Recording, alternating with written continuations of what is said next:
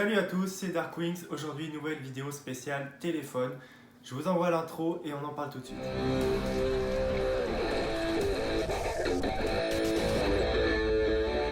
Alors on se retrouve et aujourd'hui je tiens à faire une vidéo sur le Huawei P30 Pro.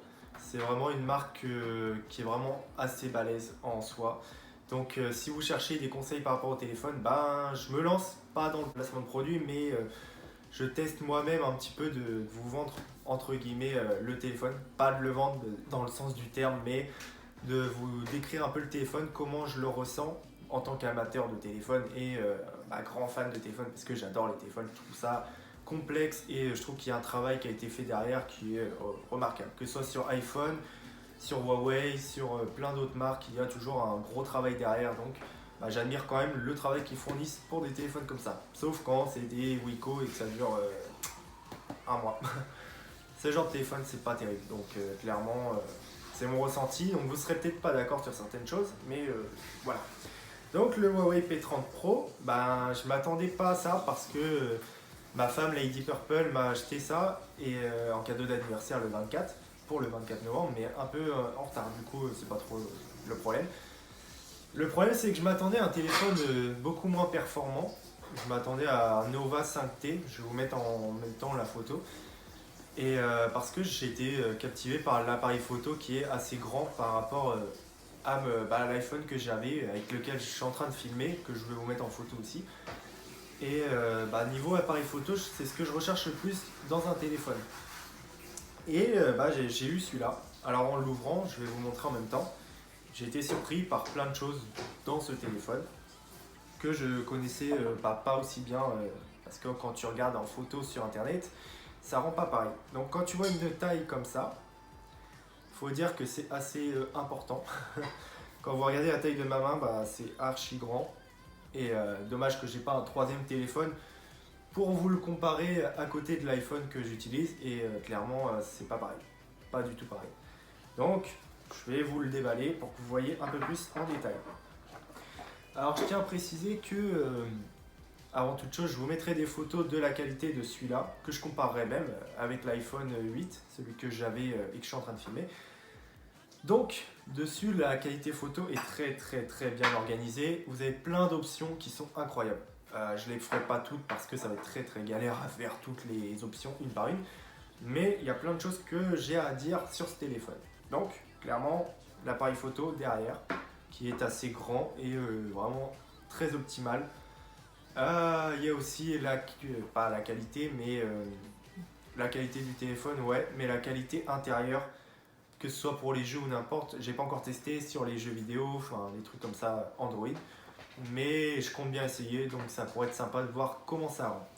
La chose la plus importante dans ce téléphone que j'aime le plus, c'est l'écran incurvé sur le côté, qui fait que ça prend sur les côtés et ça, je trouve ça vraiment génial.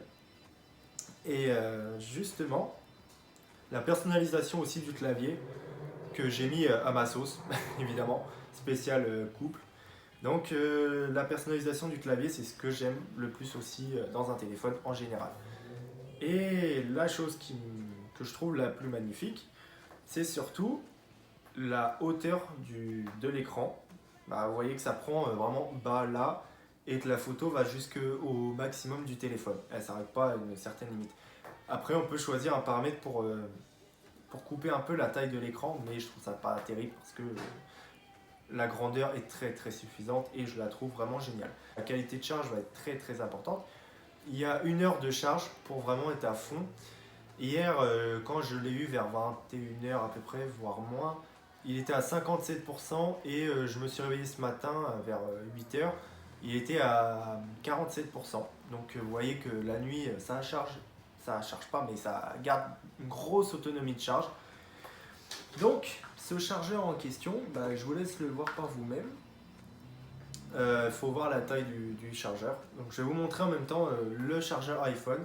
Alors, voyez par vous-même, petite constatation de différence de chargeur.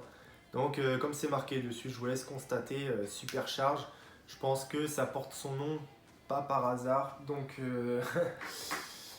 pour que ça mette 1 heure à charger et que ce soit durable dans le temps, je pense que c'est une très bonne qualité de chargeur. en espérant.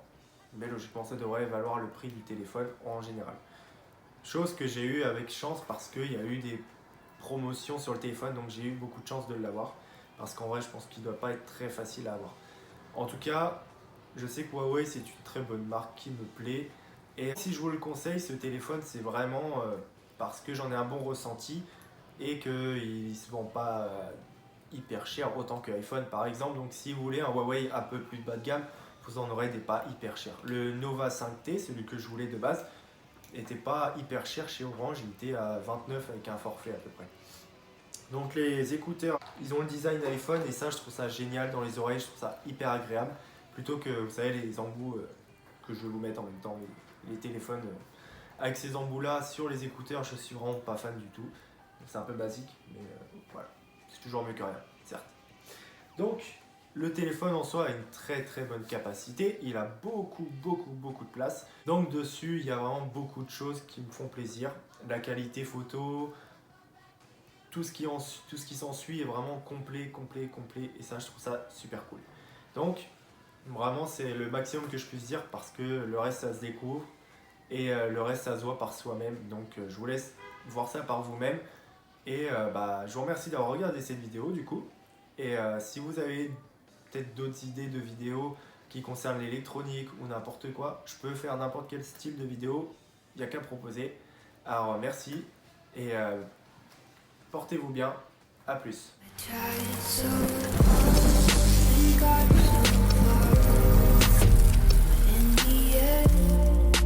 Doesn't even matter.